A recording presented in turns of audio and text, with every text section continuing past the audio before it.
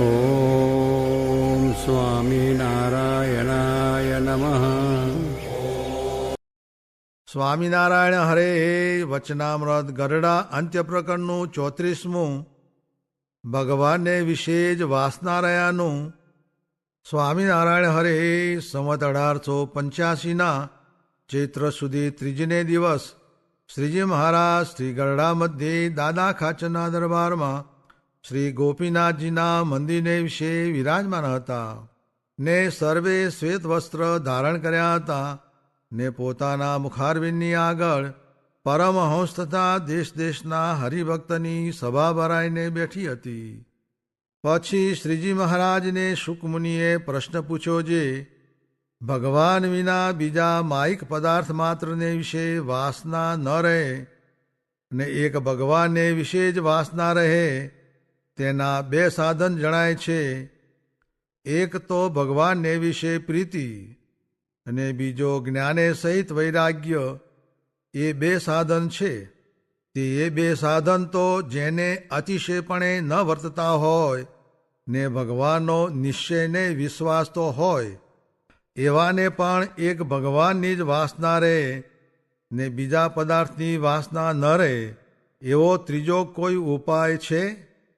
ત્યારે શ્રીજી મહારાજ બોલ્યા છે એ પ્રશ્ન ખરો ને એ બે સાધને કરીને જ એક ભગવાનની વાસના રહે ને બીજા પદાર્થની ન રહે તે ખરું. અને જો એ બે સાધન ન હોય તો એને ભગવાન વિના અન્ય પદાર્થની વાસના ન ટળે. માટે જીવતે દુખ્યો વર્તે ને ભગવાનનો નિશ્ચય છે માટે મરે ત્યારે એનું કલ્યાણ ભગવાન કરે. અને ભગવાન વિના અન્ય પદાર્થની વાસના ટાળ્યાના જેમ એ બે સાધન છે તેમ ત્રીજું પણ એક છે. તે શું? તો જેના જેવા નિયમ કયા છે તેમાં સાવધાનપણે વર્તે તે નિયમ કયા? તો એક તો સ્વધર્મ સંબંધી નિયમ. તે કેમ? તો જેમ આત્મનિવેદી સાધુ બ્રહ્મચારીના નિયમ છે તેમજ આત્મનિવેદી ન હોય તો પણ સ્ત્રીને ન જોવાનો નિયમ રાખે તથા સ્ત્રીની વાર્તા ન સાંભળવાનો નિયમ રાખે. એવી રીતે પંચવિષયના ત્યાગ સંબંધી નિયમને દ્રઢપણે સાવધાન થકો પાડે તથા ભગવાન ને ભગવાનના ભક્ત તેની દેહે કરીને પરિચર્યા કરે તથા ભગવાનની કથા સાંભળે ઇત્યાદિક 9 પ્રકારની ભક્તિ સંબંધી જે નિયમ તેને પાળે ત્યારે એના મનમાં પણ શુભ સંકલ્પ થવા લાગે. એવી રીતે બે પ્રકારના નિયમમાં જે વર્તે તો તેને વૈરાગ્ય ને ભગવાનને વિશે પ્રીતિ એ બે ન હોય તો પણ તે થાય ને અતિશય બળિયો થઈ જાય અને એને પદાર્થમાં અશુભ વાસના ટળીને એક ભગવાનની વાસના દિવસે દિવસે વૃદ્ધિ પામતી જાય છે. પછી શ્રીજી મહારાજને શુકમુનિએ પ્રશ્ન પૂછ્યો છે હે મહારાજ, જે ક્રોધ છે તે શામાંથી ઉત્પન્ન થાય છે? તો પોતાને જે પદાર્થની કામના હોય તથા જેમાં પોતે મમત્વ બાંધ્યો હોય ને તેનો ભંગ કોઈક કરે ત્યારે તેને તેમાંથી ક્રોધ ઉપજે છે ને કામના જે ઈચ્છા તેનો ભંગ થયો ત્યારે તે કામ હતો તે ક્રોધરૂપે પરિણામને પામે છે. માટે એનો તો એવો સ્વભાવ થયો છે એમાં ક્રોધ ઉપજે. અને એમ થાય તો પણ ક્રોધ ન ઉપજે એમ છે કે નહીં?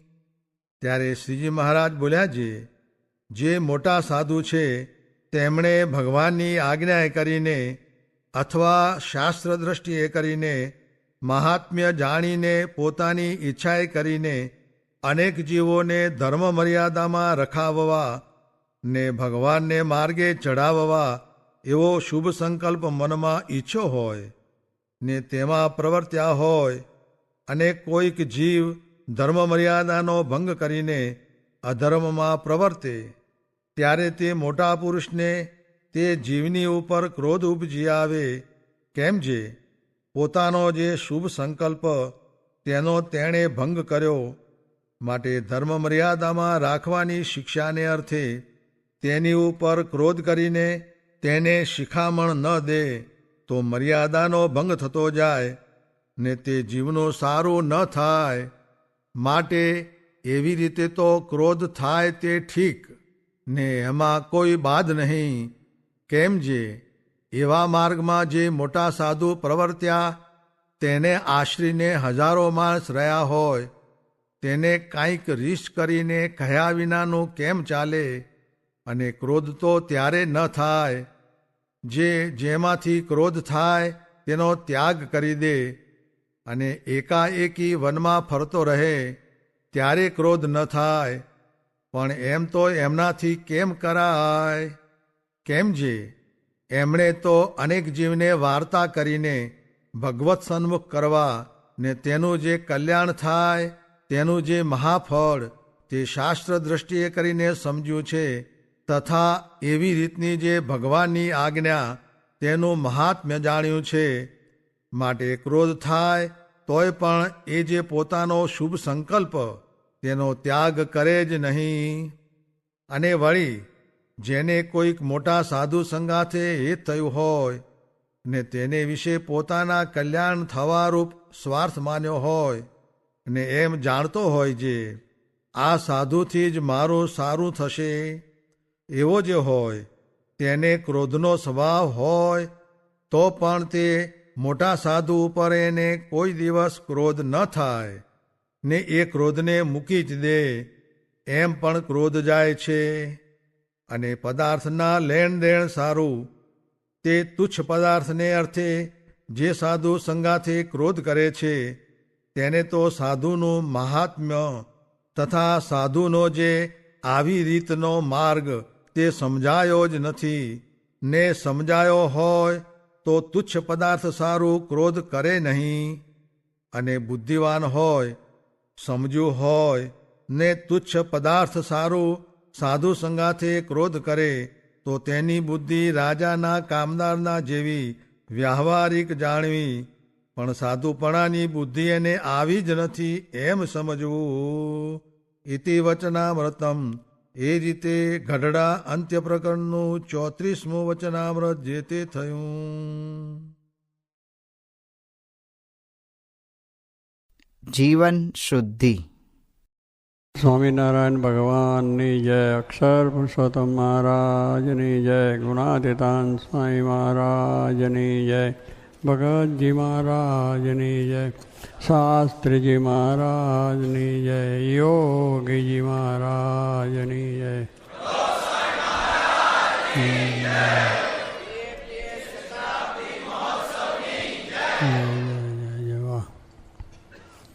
આજનો દિવસ ખૂબ ઉત્તમ છે કે શ્રીજી મહારાજ વન વિચરણ કરતાં કરતાં આજે પીપલાનામાં મહારાજને મળ્યા, મેળાપ થયો.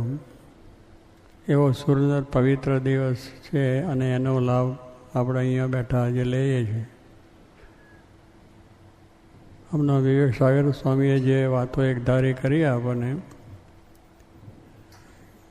કે જે જોગી મહારાજનો જે સિદ્ધાંત સમ સુહૃદભાવની એકતા, દરેકનો મહિમા સમજવો અને આવી જે એમની રુચિ છે રુચિ પ્રમાણે આપણે જો કાર્ય થાય તો ઘણું ઉત્તમ આપણને એનો લાભ મળે છે. જોગી મહારાજને એમને ખૂબ સેવ્યા છે, માન્યા છે, દર્શન કર્યા, બધું કર્યું છે ને એવી એમના જીવની અંદર એક સ્પિરિટ છે, એટલે કે એવો ઉમંગ છે, ઉત્સાહ છે કે ભાઈ આપણે જે વસ્તુ મળી છે એને આપણે રાજી કરવા છે. તો એના બધી વાત જે આપણે સાંભળી એકદમ એક ધારા, તો કહેવાનું શું છે કે બધું આપણે કરવાનું છે. આજે અહીંયા આપણી જે શિબિર થઈ છે એ ખૂબ સારામાં સારી થઈ, ઉત્તમ થઈ છે.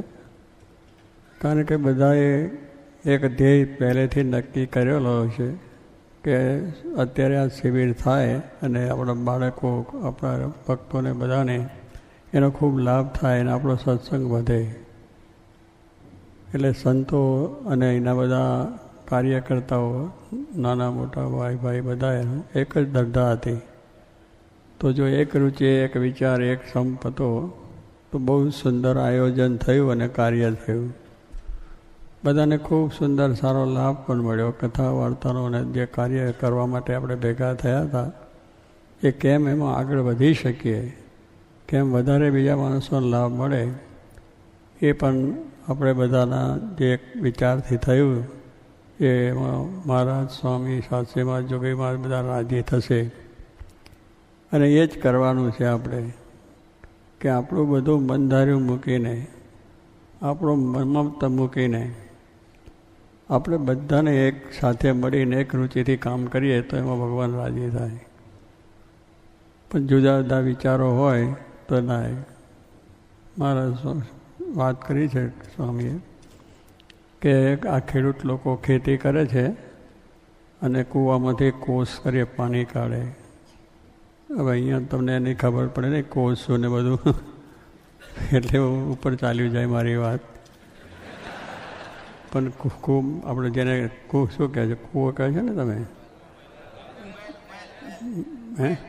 વેલ, એટલે એમાંથી અત્યારે આપણે પંપથી પાણી ઉપર લાવીએ છીએ ને. દરેક પાણી લેવું હોય તો પંપ હોય ને, પંપથી પાણી ઊંચે ચડે અને પછી બધે જ્યાં જ્યાં કરવું હોય તો જઈ જાય.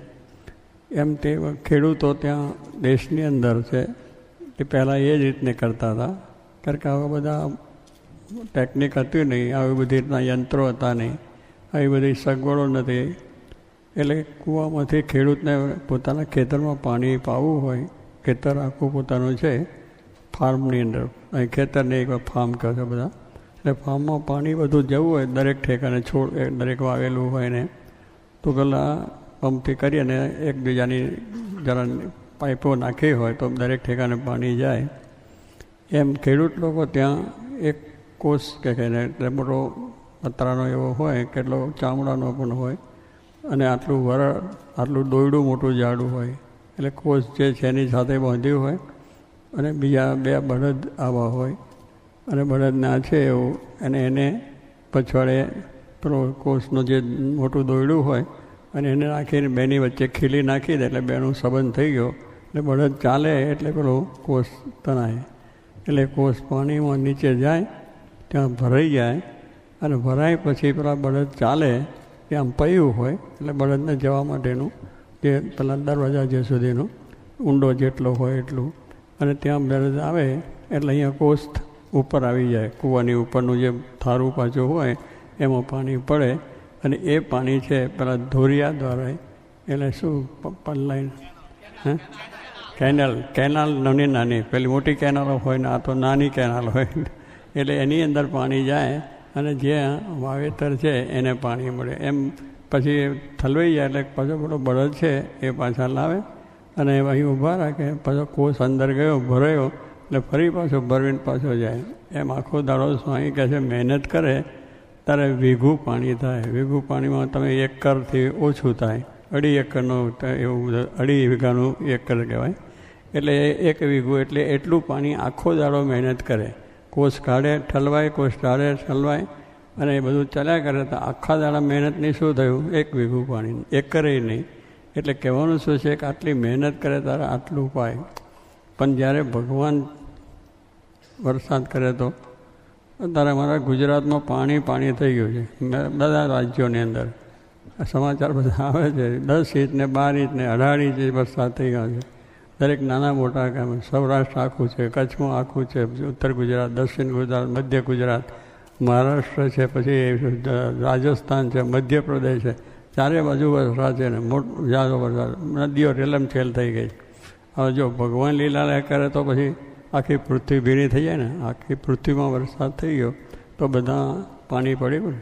એટલે કંઈ વાર લાગી, ભગવાનની કૃપા થાય તો આખી દુનિયામાં પાણી થઈ જાય અને બધાએ પાણી પી જાય. અહીંયા નહીં અમને ધમધોકાર થોડો આવ્યો ને કેટલું પાણી આપે, આપણે એટલું કરતા તો કેટલા વર્ષો થઈ જાય પાણી. અત્યારે આ યંત્રો છે પાવું હોય તોય બહુ મહેનત થાય, પણ ભગવાનનું યંત્ર એવું છે કે એક પાડે તો આખી પૃથ્વી કે છે લીલા લહેર થઈ જાય. આખી પૃથ્વીના ઝાડ છે, પાન છે, મનુષ્ય છે, પશુ છે, પંખી છે, બધાને લીલા લહેર. પાણી મળી જાય પીવાનું કરવાનું તો કેટલું બધું સુખ. આપણે મહેનત કરીએ ત્યારે કેટલું થયું? 1 વીઘું પાણી. અને ભગવાનની લીલા લહેર આખી પૃથ્વી લીલા લહેર, ઝાડ પાન પર્વત ગુફાઓ બીજું ત્રીજું મનુષ્યો તમામને લીલા લહેર થાય અને અઢળક બધું અનાજ પણ અંદરથી પાકે. એમ સ્વામી કહે છે કે મનુષ્ય પ્રયત્ન કરીને કેટલો કરવાનો હોય, પણ ભગવાનની કૃપા થાય ત્યારે બધું કામ થઈ જાય છે. એટલે જે કંઈ આ કાર્ય થાય છે એમાં આપણે એક જ વિચાર કરવાનો છે કે આપણી મહેનતથી કંઈ થાય એવું છે જ નહીં. આપણે ગમે એટલી મહેનત કરીએ તો પણ ભગવાનની કૃપા થાય છે ત્યારે થાય છે. એમ શ્રીજી મહારાજ આ પૃથ્વી પર આવ્યા અને શાસ્ત્રી મહારાજ યોગીજી મહારાજ જેવા પુરુષ થયા છે. એમના એ સંકલ્પો છે, એમના જે આદેશો છે, એમના જે સિદ્ધાંતો છે એ બધા બહુ જ આપણને સુખકારી છે. તો એ સિદ્ધાંતો જેટલા આપણા જીવનમાં દ્રઢ થાય આપણે સમાજ થશે અને એટલો સત્સંગ વધશે અને ગામ થઈ છે. જેમના જેમ બ્રહ્માંડ સ્વામીની વાત વિવેક સાગર સ્વામી કરી કે એટલા બધા વિદ્વાન પંડિત એક બોલના લાખ રૂપિયા લે એવી રીતના, અને એક બેનું કવિત્વ એવું તે રાજા મહારાજા રીઝાઈ જાય અને એને બધા સરપાવ આપે અને એટલી બધી બુદ્ધિશાળી હતા. પણ મહારાજે કહ્યું આ સત્સંગ કેવો થયો? તો ગામડે ફરવા તો જાય ને, બધે ફરવા જતા હતા. એટલે મહારાજે પૂછ્યું તો કહે છે તમે સત્સંગી હજુ ગુણ બુદ્ધિના સત્સંગી રહ્યા. એટલે શું? અમે સત્સંગી છે, ગુણ બુદ્ધિ એટલે શું? અમે સત્સંગી છે, પણ પછી બીજું કંઈ ના હોય.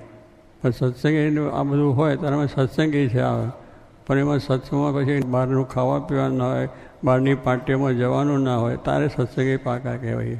બાકી એક આપણે આવ્યા ને આ સત કરીએ એ સત્સંગી કહેવાય. મહારાજને છે એટલે આપણે છે, ભગવાન તો બધાનું એ થાય છે. પણ કહેવાનું છે કે એ મોટા હવા હતા એને પણ મહારાજે કહ્યા કે તમારાનો સિદ્ધાંત શું હતો કે સત્સંગ એટલે સર્વાંગે સંપૂર્ણ થવું છે.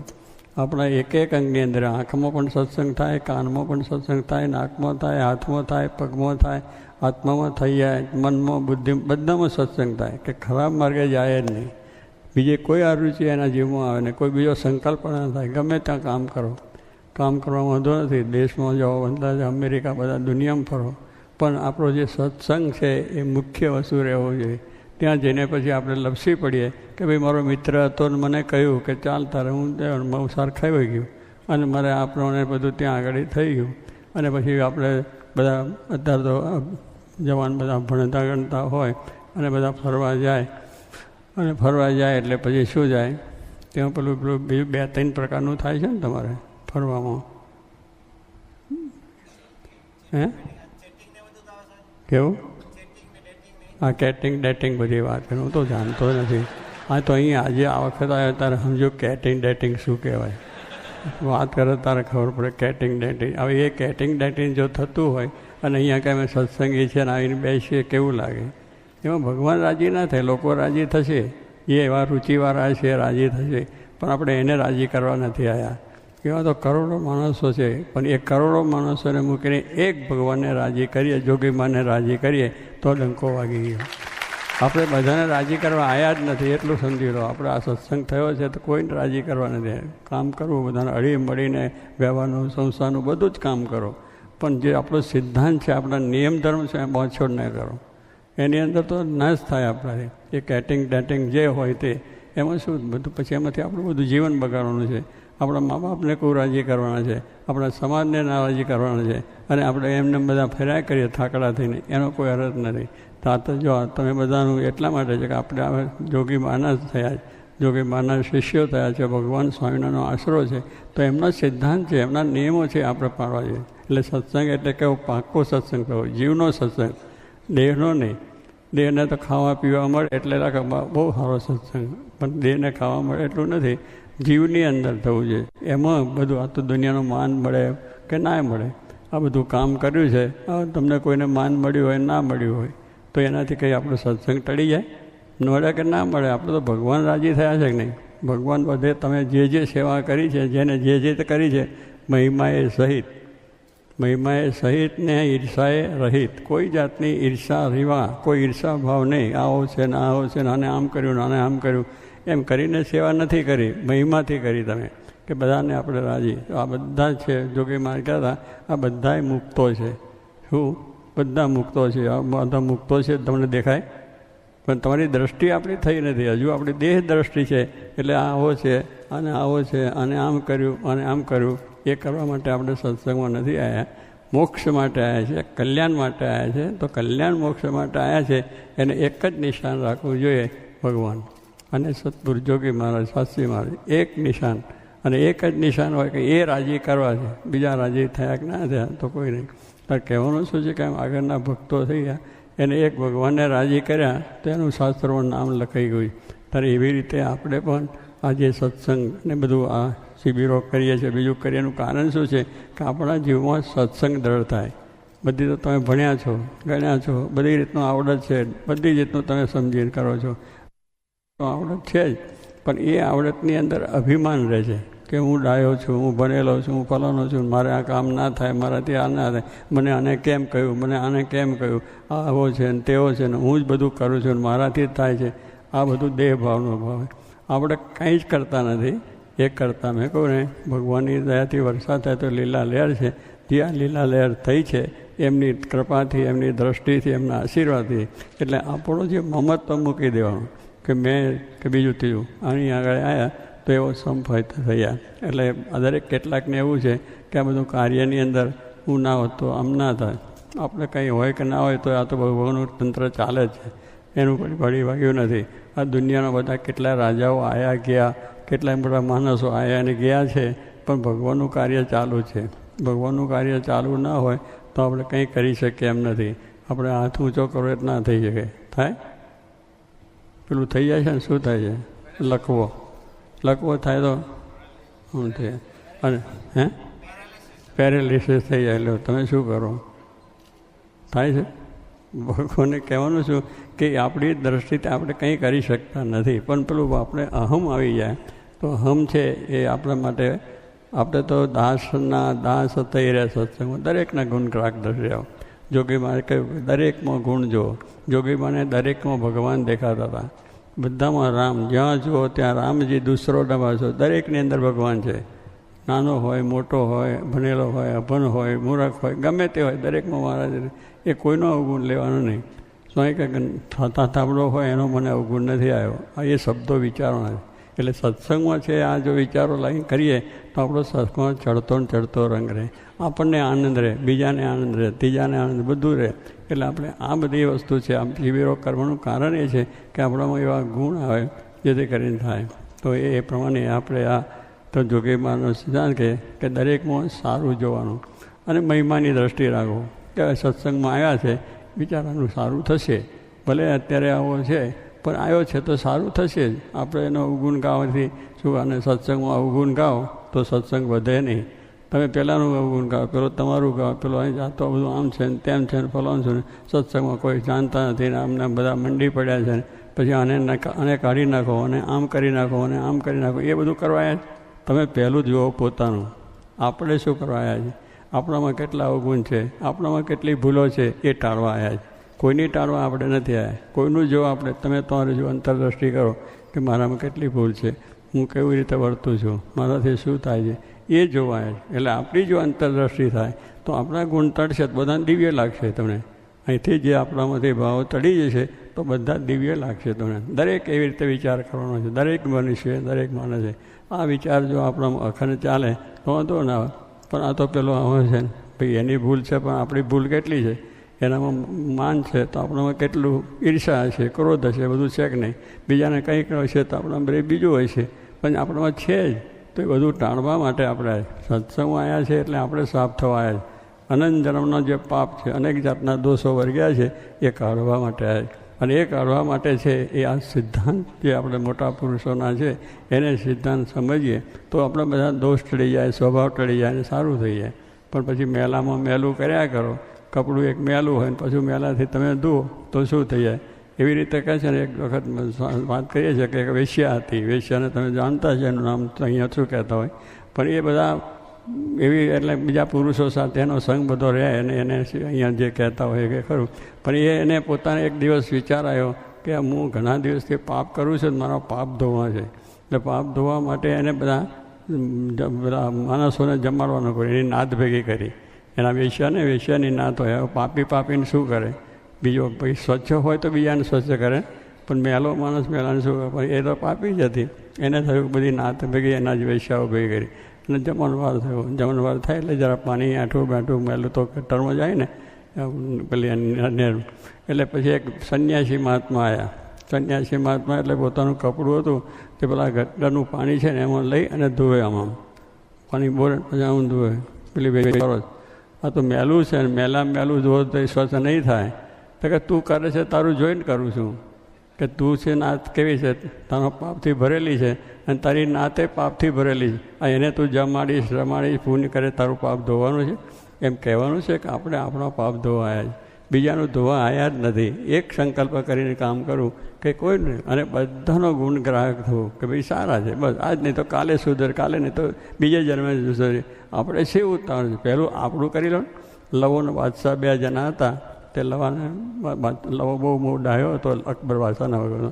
તે બાદશાહે પૂછ્યું લવા મારી દાઢી લાગે ને તારી દાઢી લાગે, બેની દાઢી તો હતી મોટી લાંબી હોય ને, તો કે બેને આગ લાગે તો તું શું કરે પહેલી કોની ઓલવે કે મહારાજ તમે રાજા મારા તો છો, મને બધું પગાર આપો છો, કહું છું બધું, પહેલો મારી 2 દાઢી ઓલવી લો પછી તમારી ઓલું. હું મરી જાઉં મારે ક્યાં તમારું જોવાય. આવી વસ્તુ છે એટલે આપણે કોઈનું નથી કરવા. પહેલી દાઢી આપણી ઓલવાય. પહેલાં અવગુણ આપણા કરવા છે. પહેલી આપણી બધી જે ભૂલો છે એને કાઢવી છે અને સત્સંગમાં આપણે દિવ્યતા જોઈને બધા ગુણ આપણે પ્રાપ્ત કરો. દરેકમાંથી એક ગુણ લેશો તમે ગુણવાન થશો. દરેકમાં એક અવગુણ લેશો તો અવગુણ ભરાશે તમારા જીવન. તમને શાંતિ નહીં રહે. કામ કરશો શાંતિ નહીં આવે, બેઠા નહીં આવે, સૂતા નહીં આવે, કામ કરતા કશામાં શાંતિ રહે. કાંઈ અવગુણ દેખાયા કરે એટલે એની અંદર આમ થયું તેમ થયું એ બધી વાતો 5 ભેગા થાય એવા પાછા એટલે 2 ભેગા થઈને વાત કરે. પછી શું થાય બધું આવું જ છે. ભાઈ બધું આવું નથી, તું આવો છે, તું પહેલો સુધાર, તારે જ જોવાનું, બધાને સુધારવાની ક્યાં વાત છે. પણ આવી બધી આવું સ્વામી કે એટલા માટે કહું સત્સંગની અંદર આવે મહિમાની દ્રષ્ટિ રાખો. અને આપણે એ કર્મમાં છે કે સત્સંગમાં સ્વામી ગુણાન સ્વામી વાત કર્યું છે કે સત્સંગમાં જો વધવું હોય તો શ્રદ્ધા, ખપ ને સમાગમ. શ્રદ્ધા એક તો પહેલી જોઈએ કે આ ભગવાનનું મંદિર, આ સત્સંગ છે સાચો છે, સંત સાચા છે, મારાનો સિદ્ધાંત સાચો, બધો સાચો છે, આપણે એમાંથી સુધરવા માટે આવ્યા છે.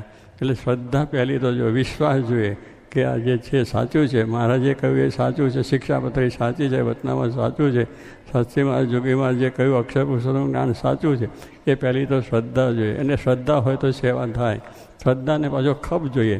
પછી આવી શ્રદ્ધા હોય પણ ખપ ના હોય તો પછી શું કહો શું ત્યાં જવું, કશું થાય એવું નથી. એટલે ખપ પાછો ના હોય. ખપને તો સ્વામીએ તો દૃષ્ટાંત આવ્યું કે ભીમનાથનો રાંકો દુષ્કાળ પડેલો, માણસને ખાવા મળે, માણસને ખાય એટલું બધું મુશ્કેલી હતી. તો પણ એક ભીમનાથની જગ્યા છે, ત્યાં એક થોડું ખુલ્લું મળે એ મહંતની જગ્યામાં, તે ઘણા લાખો માણસને આવે અને નદી હતી એમાં બધા પડ્યા રહે. એક થોડું આટલું મળે આખા દાડામાં, એ ખાઈને પછી નિર્વાહ કરે. તે ધક્કા મારે, બધો બહુ ભીડો થઈ ને આપણે નહીં, બધું માણસો બહુ થતા હતા ને જુદા કરવા પડે ને, એટલે એ બધા જ્યારે ભૂખ્યા હોય એટલે બધા ચડે. થોડું ઊંચું ચડવાનું હતું ત્યાંથી પેલો પાછો ધક્કો મારે, બહુ પાછા પડે. આખા દાડામાં 10 વખત પાછા પડે તોય પાછા જાય. કેમ? એને ખપ છે. શું ખપ છે? કે આટલું ખાવાનું અહીં મળશે, આ હોહો ઘઉં મળવાનું નથી. તો કહેવાનું એને એવો ખપ છે તો ધક્કા મારે, એને તિરસ્કાર કરે તો પણ એ ત્યાં જાય છે. એમ સ્વામી કે આપણે પણ આ સત્સંગનો એવો ખપ રાખવો જોઈએ કે કોઈ આપણે ધક્કો મારે, કોઈ આપણે બોલી જાય તું આવો છે ને ટૂંકારા કરે તોય બહુ સારો સત્સંગ સારો છે. સત્સંગની અંદરથી પાછું મન પડે નહીં અને કોઈને પાછા પાડવા પણ નહીં. આપણે એ પણ એક જાતનો આપણે એ પણ એ છે કે આપણે તો નથી સુધરતા પણ બીજાને પાડીએ છીએ, એ પણ આ કુસંગ કહેવાય છે. અને એવો કુસંગ આપણા જીવનમાં ન જ રહે. એ બહુ જ દ્રઢતાપૂર્વકની આપણે વાત છે. તો આપણને આવો જે લાભ મળ્યો છે એને માટે બધાએ બહુ ખબરદાર રહેવાનું છે. ખૂબ સારી રીતે આપણે જાનપણું જેને કહીએ ને, જાનપણું, જેમ તમે ધંધો કરો જાનપણું હોય, તમે અભ્યાસ કરો જાનપણું હોય, ખેતીવાડી કરો અભ્યાસ, બધાની અંદર જાનપણું રાખવું પડે તો એ કામ વધે. પણ જાનપણું ના તો બગડે, તૂટી જાય, નકામું થાય, બધું થાય. એ મોક્ષ માટે આવ્યા છે, કલ્યાણ માટે આવ્યા છે. બહુ મોટી વાત છે આ કંઈ સામાન્ય વાત નથી. કલ્યાણ થવું એ પણ એ માટે આવ્યા છે. એવા પુરુષ મળ્યા છે, એવા ભગવાન મળ્યા છે, એનો કેપ હોવો જોઈએ. અને કેપથી મારે એને રાજી કરવા છે. એને રાજી કરવા કઈ રીતે? કે માન, ઈર્ષા, ક્રોધ, આ લોકોના સુખ બધું મૂકીને આપણે કરવા છે. એ બધું પકડી રાખ્યું તો આપણે કંઈ થવાનું નથી. ક્રોધ રાખીએ, માન રાખીએ, ઈર્ષા રાખીએ, કોઈનું અકાળ કરીએ તો એનાથી કંઈ આગળ વધાય નહીં અને શાંતિ થાય નહીં. શાંતિ થવા માટે તો એક જ છે કે ભગવાનને સંત જે કે ભગવાન સંતની જે મરજી હોય, જે એમની ઈચ્છા હોય એ પ્રમાણે કરીએ તો જ આપણને શાંતિ થાય. બાકી લાખો કરોડ રૂપિયા હશે, બંગલા મોટરો હશે, પ્લેન તમારા ઉડતા હશે તો એ શાંતિ નહીં થાય. ધગ શું હોય છે અહીંયા આગળ? ધગ ધગ ધગ ધગ થયા કરે. પેલો અગ્નિ ધગા કરે ને એમાં અહીંયા ધગ ધગ થાય. કારણ એ વિચારો આવ્યા કરે, આનું છે ને તેનું છે ને ફલાણા આમ કરું ઢીકનું કહું, તેમાં શાંતિ છે નહીં. અને બધું એ રીતે છે. એમ આપણે જેટલું ખોટું કરશું એટલું આપણે અશાંતિ. સારું કરો તો શાંતિ, ઊંઘ આવી જાય રીતસરની. રાત્રે આખું કામ કરો અને રાત્રે હો કલાકની અંદર એટલી ઊંઘ સુંદર આવી જાય, મીઠી મધુરી જેને કહેવાય, કોઈ વિચાર નહીં, સંકલ્પ નહીં. એટલે આપણે એટલું જ જે સારું કામ કરવા આવ્યા છે, સારામાં સારું શું ભગવાનને સંત એમની આજ્ઞા પાડવી, એમની રુચિ સમજીને આપણે જો કાર્ય કરીશું તો શાંતિ શાંતિને શાંતિ છે. માટે આપણે આ બધું જે આપણે કર્યું છે બહુ ધન્યવાદ છે.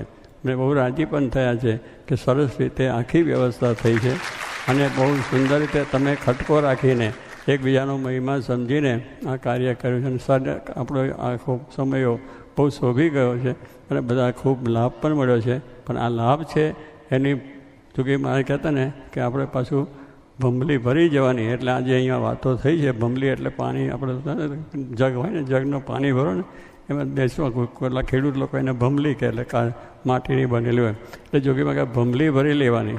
જો શું આ કથા થઈ, વાર્તા થઈ, ભજન થયું, બધાનો મહિમા સમજો, સેવા થયું, બીજું જો એકબીજાની સેવા કરી લીધી. દરેક પોતાના ક્ષેત્રની અંદર જે કામ સોંપ્યું છે બહુ જ પ્રમાણિકતાથી કર્યું છે અને દરેકે કાર્ય કર્યું છે. અને આ કથા વાર્તા થઈ છે એવો એક મહિમાને ઉત્સાહ આખો લઈને જઈએ તો સ્વામી કે જ્યારે તરસ લાગે ત્યારે પાણી પી લેવાય. એમ જ્યારે વળી પાછું બીજું મન આગું પાસે પાણી પાછું પીવું. આપણે સભામાં ગયા હતા અને શિબિરમાં ગયા હતા, ત્યાં વાતો સાંભળી કે આપણે અભાવ ના આવે તો એ વાત પાછું પાણી પીયા કરીએ તો આપણે શાંતિ રહ્યા કરે છે. એમ આ બધી વાતની અંદર તમે બધા જે કામ કરો, જે સેવા કરો એનો નિરંતર અનુસંધાન કરવો, આલોચ કરવો, એનો વિચાર કરવો. કંઈક એવો વિચાર આવે કે એને સંભાળવું, ભાઈને સંભાળવા, સંતને સંભાળ. અહીં સભા થઈ, સંતોએ વાતો કરી, આપણે બધા સારા પ્રોગ્રામ થયા, એનો વિચાર કરો તો બધું આવું જતું હોય. પણ જો પહેલાં વિચારો મેં પેસી જાય તો છે મારા જાનપના રૂપ દરવાજે રહેવું. જેમ આપણે અહીંયા આગળ સિક્યોરિટી રાખવી પડી કે કોઈ માણસ ખોટો પેસી ના જાય. રાખીએ કે ના રાખીએ? કે ખોટો માણસ ના પહે એને માટે સિક્યોરિટી રાખ. દરેક ઠેકાને સિક્યોરિટી હોય છે કે ખરાબ ચોર લોકો હોય બીજા ના પહે તો એને માટે સિક્યોરિટી હોય છે. તો બધું આપણે જાપતો રહે છે. એમ આપણે સ્વયં કંઈ જાણ પણ હું સત્સંગી થયો અને હું સત્સંગી મારા જીવનની અંદર છે. મારે ભગવાન સંતને રાજી કરવા તો ચોર ચકાર ના પહે. ચોર ચકાર શું? બહારનું ખાવું, નાટક છે, સિનેમા છે, દારૂ છે, સિગરેટો છે, આ બધું આપણો ચોર છે. લોકો કામ છે, ક્રોધ છે, લોભ છે, આ બધા ચોર છે. એ ચોર ના પેસી જાય એટલા માટે સત્સંગની ડરતા આખી અખંડ કંઈ પણ થાય તો મહારાજ સ્વામી સ્વામી સ્વામી, મહારાજ જે કર્યું સારું કર્યું એમ કરીને ટાળી નાખવું. પણ લઈને ફરવું નહીં તો આપણને શાંતિ શાંતિ થશે. માટે આપણે મહારાજને પ્રાર્થના કરીએ છીએ કે આપ બધાને આ કાર્ય કર્યું છે તે ખૂબ બળ મળે. આથી સત્સંગ પાછો તમારો ડબલ પણ થાય અને આવું આયોજન હંમેશને માટે કરતા રહેવું અને બધાને આ શાંતિ શાંતિ થઈ જશે. અને મહારાજ સ્વામી જોગી બાપા રાજી થઈ જાય અને ડંકો વાગી જાય. સહજાન સ્વામી મહારાજ.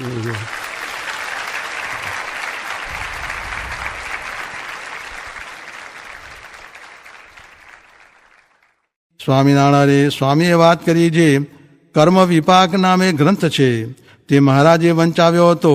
તેમાં કહ્યું છે જે આ પાપે કરીને આ રોગ થાય એ પ્રકારે તેમાં ઘણો વિસ્તાર કર્યો છે. સ્વામિનારાયણે સ્વામીએ વાત કરી જે આ કારખાનામાં તો બ્રહ્માંડ જેટલો વ્યવહાર કરવો અને ન બંધાવવું એવા તો એક સહજાનંદ સ્વામી છે. ને આ કામ તો કેવું છે જે 8 ડોકડા ભારની ઉંદરડીને માથે 1000 મણનો પાટડો ઊભો પડે તો ઉંદરડી ક્યાંય દેખાય નહીં એવું છે. તે મહારાજે કહ્યું છે જે ગોપાળાનંદ સ્વામી ને મુક્તાનંદ સ્વામી તે પણ ઉતરતા જેવા રહે કે ન રહે. માટે આપણે તો ભગવાન ને સાધુ એ બે જ રાખવા અને સોનું રાખીને તે ઉપર રૂપિયા દેવા તેમાં ખોટ ન આવે ને બીજા વેપારમાં તો ખોટ પણ આવે. માટે આત્મનિષ્ઠા આદિ ગુણ છે પણ ભગવાન ને સાધુ જેવું કોઈ નથી. સ્વામિનારાયણ હરે સ્વામીએ વાત કરી જે ફિરંગી નિત્ય કવાયત કરાવે છે તેથી તેના માણસ બહુ ખબરદાર થાય છે. તેમ જે કથા વાર્તા પ્રશ્ન ઉત્તર કરવા સાંભળવાનો અભ્યાસ રાખે તેનો જીવ વૃદ્ધિને પામે ને તેમાં બળ આવે, પણ તે વિના બળ ન આવે. ને જે આળસુ થઈને બેસી રહે તેને શું સમાસ થાય? સ્વામિનારાયણ હરે સ્વામીએ વાત કરી જે આ જીવે કરોડ કલ્પ થયા મન ગમતું જ કર્યું છે તે એટલા કલ્પ પણ કહેવાય તો નહીં. પણ હવે તો આ દેહે કરીને ભગવાનનું ગમતું કરી લેવું, ને આજ્ઞામાં યુક્તિ ન કરવી, ને આવે એટલું ભોગવવું નહીં, ને ત્યાગ કરતા રહેજો એમ સર્વને કહ્યું. સ્વામિનારાયણ સ્વામીએ વાત કરી જે લોક, શાસ્ત્ર ને અનુભવ એ ત્રણમાં મળતું ને ન મળતું તેની વાત મહારાજે કહી છે. પરણીને સ્ત્રી રાખે તે ત્રણેયમાં મળતું, ને વ્યભિચાર કરે તે લોકમાં ન મળે, હૈયામાં ન મળે ને શાસ્ત્રમાં ન મળે, ને હૈયામાં સુખ ન રહે, તેમજ નાતમાં જમે તે ત્રણેયમાં મળતું, ને વટલે તે ત્રણેયમાં ન મળતું, એમ તપાસ કરવો તે વેદ પ્રમાણે વાત છે. સ્વામિનારાયણ સ્વામીએ વાત કરી જે સભાની વાત બહુધા લાગે નહીં, એ તો એકાંતમાં પૂછવું સાંભળવું ત્યારે સમાસ થાય છે, ને સમાગમ કરે તેનો સંગ લાગે ત્યારે તે સમાગમ કર્યો કહેવાય. તે જેમ પાણી લાગે છે એમ જ્યારે સંગ લાગે ત્યારે તેના તો અવયવ ફરી જાય. ને સંગ તો કેવો છે તો એને લોભાધિક દોષ ન મૂકવા હોય તો પણ મુકાઈ જાય, ને જો દોષ મૂકવા હોય તો પણ જો ઉતરતો સંગ થઈ જાય તો મૂળગા દોષ વધી જાય, એમ સંગમાં રહ્યું છે. સ્વામિનારાયણ હરે સ્વામીએ વાત કરી છે 1થી 50 માળા સુધી જો એકાગ્ર દ્રષ્ટિ રાખે તો સુખે ધ્યાન થાય, નિકર સંકલ્પ થયા કરે. સ્વામિનારાયણ હરે સ્વામીએ વાત કરી છે નાગર ગવૈયા પાસે બતિયા તેરી શ્યામ સોહાવની આવે એ કીર્તન બોલાવીને વાતું કરી ને કહે છે આ કલાક લેખે લાગી, બાકી બધી ખાલી ગઈ. તે ઉપર દ્રષ્ટાંત દીધું છે. એક ગામને પાદર પાવડિયામાં આયુષ્ય લખેલ કે કેનુક મહિનો, કેનુક 2 મહિના, કેનુક 6 મહિના ને કોકનું વરસ. તે એ ગામમાં એક બ્રાહ્મણ રહેવા જતો હતો.